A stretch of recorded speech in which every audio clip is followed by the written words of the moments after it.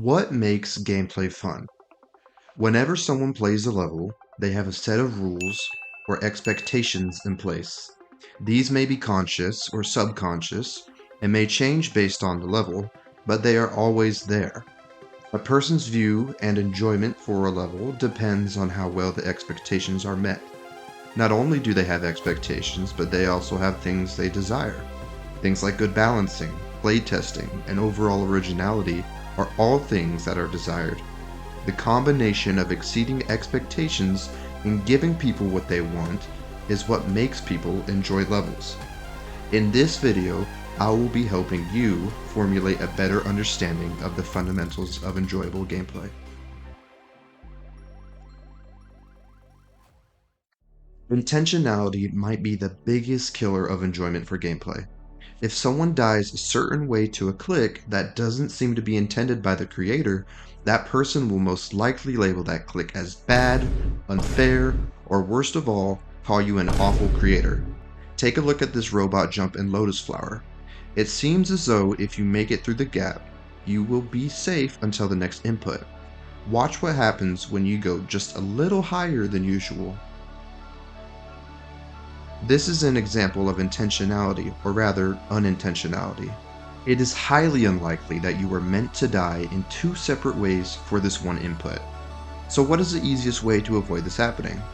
Well, have intention with every element in your level. Every click should be intended to play and feel a certain way.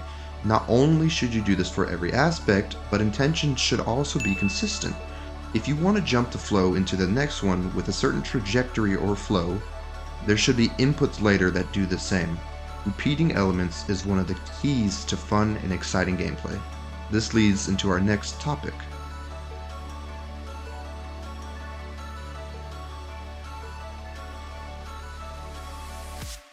Repetition is key to interest in gameplay, but I already said that. I guess you could say I'm repeating myself. This guy stinks! Taking little snippets of gimmicks or gameplay tricks and copy and pasting them 2 or 3 times over can spice up your level.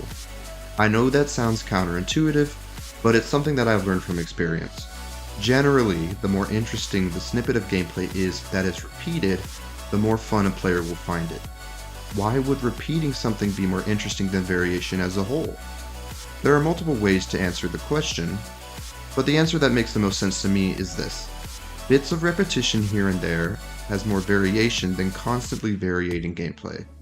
If you were to randomly roll a number from 1 to 4 50 times, a good chunk of that sequence would be numbers repeating themselves twice in a row.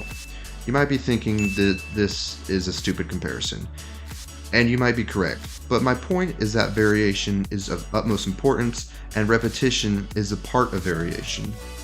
In regards to variation outside of repetition, you should vary almost every aspect of your gameplay. This includes changing Y levels, speed changes, game modes, gameplay styles, orb, pad, and portal usage, and even difficulty is sometimes a good thing, slightly vary. However, there are times that you don't want to vary gameplay. This is where limitation comes to play. Creativity stems from limitation. No matter how spacious the editor may seem, you are always limited in some way. Sometimes it is a good idea to limit yourself even more.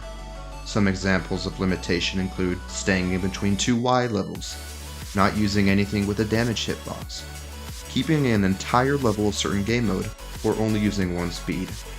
Repetition in a way is a form of limitation, and limitation is another way to include variation. Look at this section in Menace. When I made this part, I told myself that the gimmicks I'd be using here would be low gravity and passable blocks. You may be wondering, what is the limitation here? Well, the limitation is that the whole part revolves around 2 ideas, and then proceeds to use gimmicks within those ideas. Limitation is not always about the physical limits of gameplay, but can be about the idea or execution behind the idea itself.